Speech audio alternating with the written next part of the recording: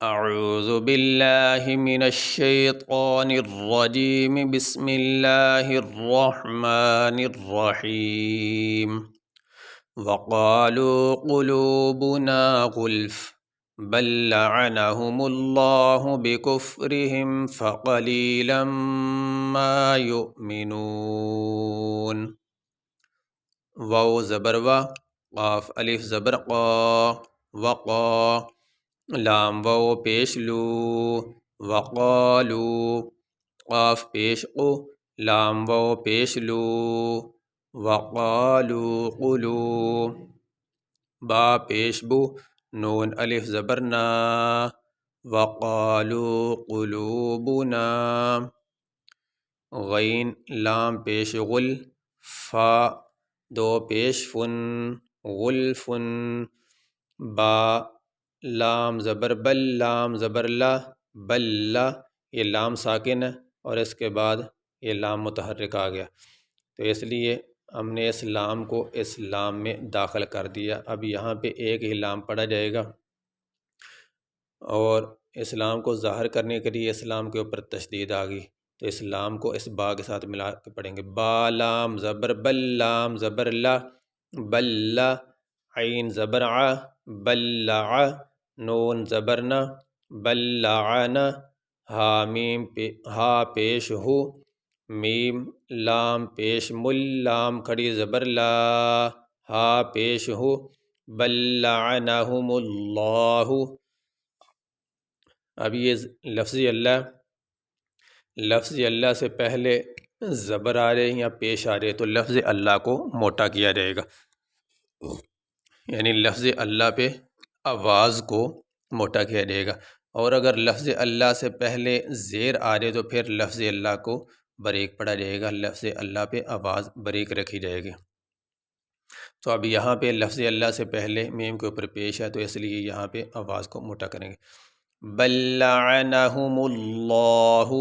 ملہ، جو موٹے حروف ہیں ان کے ساتھ جو بریک حروف ہیں ان کو موٹا نہیں کرنا۔ بل لعنہم اللہ، با زیر بی، کاف فا پیش کف، بکف، را زیر ری، حامیم زیر ہم، بکفرہم، فا زبر فا، قاف زبر قا، لام یا زیر لی، فقلی، لام میم دو زبر لم، میم الف زبر ما، فقلیلا ما، یا حمزہ پیش یو، میم زیر می، فقلیلا ما یؤمی، نون واو پیش نو، نون زبر نا،